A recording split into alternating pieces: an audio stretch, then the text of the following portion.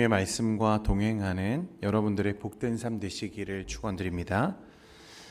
다윗은 나단 선지자와 밧세바의 권면을 통해서 다시 하나님의 은혜를 회복하고 영적인 무기력함과 위기를 벗어나서 다시 깨어나게 되었습니다. 다윗은 과거 자신을 수많은 죽음의 고비와 위기에서 건져내셨던 신실하신 하나님을 기억하면서 내가 여호와의 살아계심을 두고 맹세하노니 내가 오늘 그대로 행하리라 라고 결단하는 모습을 우리가 보게 되었습니다. 자, 여러분, 그렇다면 참된 믿음과 회복은 우리가 결단하는 것으로 끝이 납니까? 이렇게 해야지, 하나님의 뜻대로 살아야지, 그렇게 결단하면 끝이 나는 것입니까? 그렇지 않습니다. 영적인 결단은 반드시 구체적인 행동과 실행으로 열매를 맺어야 한다는 거예요. 저와 여러분이 매일매일 말씀을 붙들고 그 말씀을 나의 삶의 어떤 기준으로 삼기 원하는 것은, 그래, 내가 하나님의 뜻대로 살아야지 라고 결단하는 데서 끝나야 되는 게 아니라 우리의 구체적인 삶의 행동과 모습에서 그 말씀이 드러나야 하고 그 말씀을 살아내야 되고 복음적인 삶을 살아야만 여러분 의미가 있다는 것입니다. 오늘 말씀에 보면 이제 다윗이 결단한 내용을 실행하는 모습이 나오는데요. 오늘 말씀을 통해서 다시 한번 우리의 마음이 새롭게 되어지고 더 바라기는 우리의 삶의 자리에서도 이 말씀의 은혜가 나타나는 여러분 귀한 하루가 되시기를 축원드립니다. 오늘 32절 말씀에 보면 이렇게 기록합니다. 다윗 왕이 이르되 제사장 사독과 선지자 나단과 여호야다의 아들 브나야를 내 앞으로 부르라 하니 그들이 왕 앞에 이른지라 그랬습니다. 다윗은 즉시 영적인 리더인 제사장 사독과 하나님의 말씀을 전달하는 선지자 나단, 그리고 왕의 호위대장이자 실질적인 군사력을 가졌던 여호야다의 아들 브나야를 한 자리에 모읍니다. 종교적, 영적, 군사적 핵심 리더들을 모아놓고 이제 하나님의 뜻, 하나님이 결정하셨던 언약적 결정을 실행하기 시작하는 거예요. 33절부터 35절은 다윗이 내렸던 지시의 내용입니다. 33절에서 35절 우리 같이 한번 읽겠습니다. 좀 길긴 하지만 33절에서 35절입니다. 시작. 왕이 그들에게 이르되 너희는 너희 주의 신하들을 데리고 내 아들 솔로몬을 내 노새에 태우고 기혼으로 인도하여 내려가고 거기서 제사장 사독과 선지자 나단은 그에게 기름을 부어 이스라엘 왕으로 삼고 너희는 뿔라파를 불며 솔로몬 왕은 만세수를 하옵소서 하고 그를 따라 올라오라. 그가 와서 내 왕위에 앉아 나를 대신하여 왕이 되리라. 내가 그를 세워 이스라엘과 유다의 통치자로 지명하였느니라. 아멘. 여러분, 다윗의 지시하는 모습을 보면 굉장히 명확하고 신속한 것을 우리가 보게 됩니다. 먼저 솔로몬을 자신의 노새에 태우라. 여러분, 당시 왕의 노새를 타는 것은요, 지배권과 왕위의 계승을 온 천하에 공개적으로 선포하는 공식적인 행위였습니다. 그러니까 이로써 다윗은 모든 사람에게, 이스라엘 백성들 모두가 볼 수 있도록 공개적으로 솔로몬이 자신이 정한, 하나님께서 이스라엘을 위해 세우신 다음 차기 지도자임을 공적으로 이렇게 선포하는 것입니다. 그리고 그를 노새에 태워서 어디로 가라고 했냐면 기혼으로 가라, 이렇게 말씀하는데, 기혼은 예루살렘 동쪽에 있는 샘터입니다. 이곳은 많은 사람들이 공유하는 공공장소였어요. 그리고 제사장 사독과 선지자 나단이 솔로몬에게 무엇을 부어서 왕으로 삼으라고 말씀하십니까? 기름을 부어서. 여러분, 이거 기름을 붓는다는 것은 사람이 그를 세운 게 아니라 누가 그를 왕으로 세웠다고 말하는 거예요. 하나님께서 그를 왕으로 택하여 세우셨다는 것을 지금 뜻하는 것입니다. 기름을 부어서 그를 왕위에 앉히라. 그리고 뿔라파를 불며 온 백성이 듣도록 솔로몬 왕은 만세수를 하옵소서 외치며 올라오라고 지금 명령하는 것입니다. 여러분, 불과 얼마 전까지 다윗의 모습이 어떠했습니까? 나이가 들어서 이불을 덮어도 따뜻하지 않고 침상에 누워서 정세가 어떻게 돌아가는지도 모른 채 그렇게 자신의 일을 행하지 않고 방관하던 늙고 병약해진 다윗이었잖아요. 그러나 하나님의 약속을 그가 떠올리고 은혜가 회복되고 그 말씀이 다시 그를 이끌기 시작하자 그는 즉시 하나님의 뜻을 이루기 위한 가장 정확하고 구체적인 순종의 발걸음을 그가 걷기 시작하는 것입니다. 그러니까 여러분, 육체적인 약함은 문제가 아니었다는 거예요. 여러분, 하나님께서는 저와 여러분을 하나님의 계획이 있으시다면 우리의 마지막 한 호흡까지도, 심지어는 저와 여러분의 죽음까지도 하나님께서 영광스럽게 사용하실 줄 믿습니다. 문제는 우리의 육체의 연약함이 아니라 우리의 영적인 타락, 영적인 나약함, 슬럼프가 문제라는 거예요. 다윗은 그 자리에서 일어났을 때 그는 여전히 병약하지만, 여전히 또 그렇게 약함이 있지만 하나님의 뜻을 정확하게 그 삶 속에 구현해내고 살아내는 것을 우리가 보게 됩니다. 여러분, 재차 강조합니다만 지연된 순종, 미루어둔 순종은 엄밀히 말해서 불순종인 것입니다. 언젠가는 하겠지, 상황이 좋아지면 하겠지.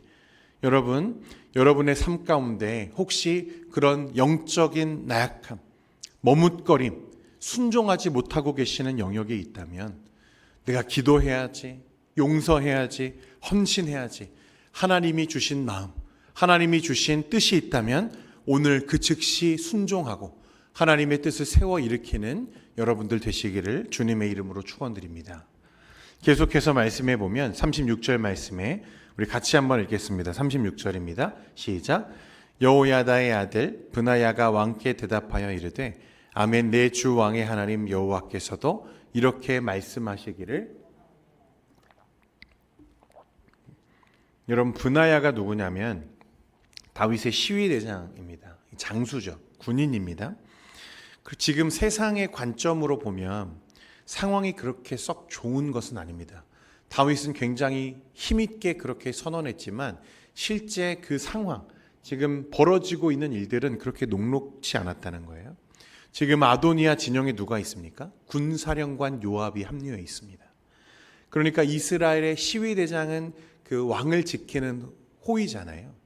반대로 지금 군사령관은 이스라엘의 전 군권을 움직일 수 있는 실제적인 권력자죠.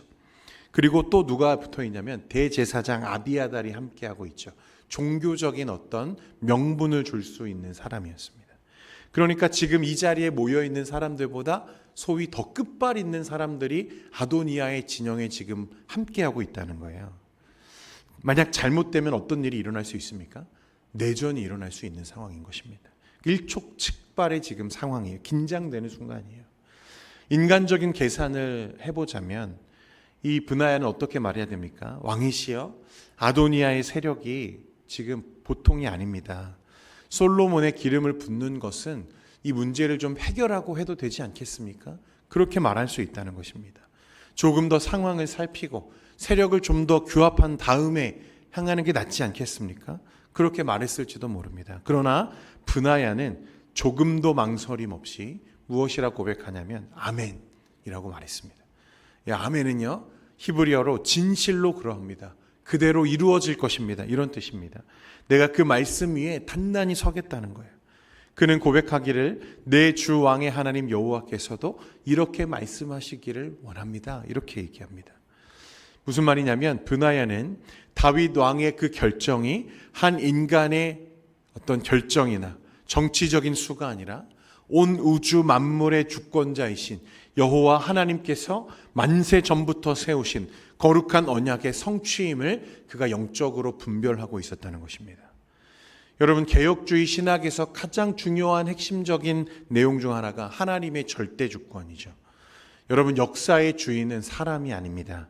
세상의 힘이나 정치나 권력, 여러분 아도니아의 병거나 마병이 끌고 있는 그것이 역사의 주인인 것처럼 힘을 행사하더라도 그게 사실이 아니라는 거예요. 여러분, 결국 이 세상을 다스리시고 왕을 세우시고 하나님의 나라를 이끌어 가시는 분은 오직 여호와 하나님이신 줄 믿으시기를 바랍니다. 지금 브나야는 그 하나님의 주권을 믿고 있는 거예요. 지금 아도니아의 세력이 아무리 강하더라도, 지금 세상이 흘러가는 정세가 어떠하더라도 하나님께서 행하시면 되는 줄 그가 믿었다는 것입니다. 아멘으로 응답하며 자신을 순종의 도구로 내어드리는 거예요.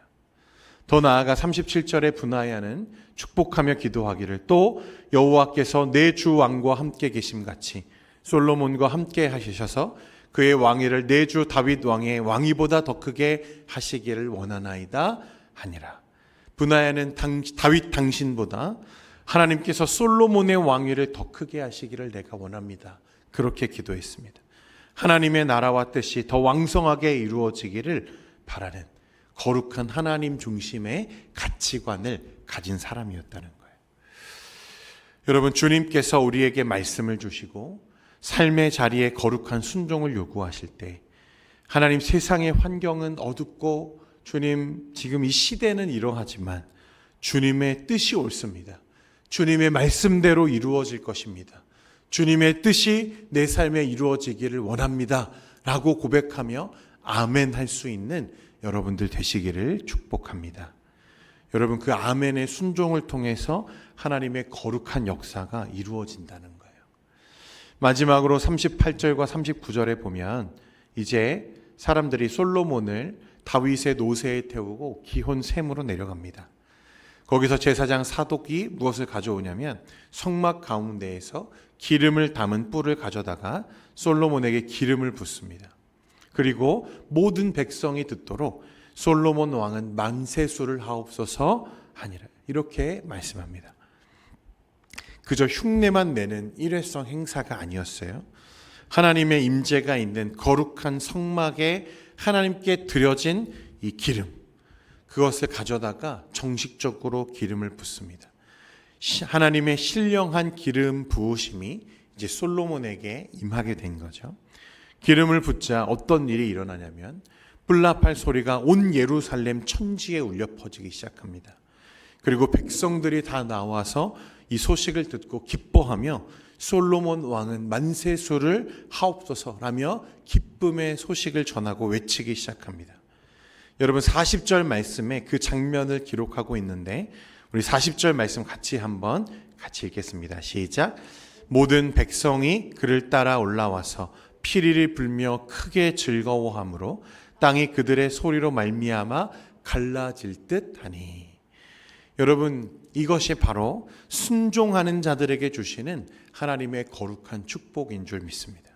하나님의 뜻을 따라서 순종하고 아멘으로 그것을 화답했을 때 여러분, 그 삶의 현장에 어떤 일이 일어납니까? 생명수와 같은 은혜가, 세상을 뒤흔드는 거룩한 기쁨의 승리가 그들의 삶에 임하더라는 거예요. 여러분, 이것이 중요한 하나님의 영적인 원리라는 것입니다. 우리가 하나님의 말씀을 들었을 때, 나를 깨우시는 하나님의 요청하심을 깨닫게 되었을 때 아멘 하면서 내 삶의 현장은 그렇지 않더라도, 시대의 모습이 그렇지 않더라도 아멘, 하나님의 말씀이 늘 옳습니다, 내 상황은 이렇지만 내가 순종하겠습니다 라고 결단하며 그렇게 나의 삶을 헌신했을 때 여러분, 하나님은 그 삶을 축복하시고 이 세상을 뒤흔드는, 세상의 땅을 울리는 기쁨과 승리를 맛보게 할 줄 믿습니다. 여러분, 이 솔로몬이 태어난 기혼샘은요, 예루살렘 백성들에게 생명을 공급하던 샘터였습니다. 오늘날 우리에게 참된 생수요, 기름 부음 받은 참된 왕은 누구십니까? 우리 구주 예수 그리스도이십니다. 예수님은 이 땅에 오셔서 하나님의 뜻에 십자가에 죽기까지 아멘으로 온전히 순종하셨습니다. 여러분, 그 예수 그리스도의 순종을 통해 오늘 저와 여러분이 이미 하나님의 승리와 영원한 생명을 맛보고 누리며 살고 있다는 거예요. 그러니 이 세상의 어떠함과 상관없이, 이 시대의 흐름이 어떠하든지 상관없이 저와 여러분 안에 있는 이 예수 그리스도의 생명과 은혜로 말미암아 기뻐하는 여러분들의 삶이 되시기를 축원드립니다. 여러분, 오늘 하루를 살아갈 때에도 내 삶의 모든 순간마다 하나님이 주시는 음성에 아멘 하시고 오늘 내 안에 계시는 예수 그리스도와 함께 승리하며 기뻐하며 살아가는 여러분들의 복된 삶이 되시기를 주님의 이름으로 축원드립니다.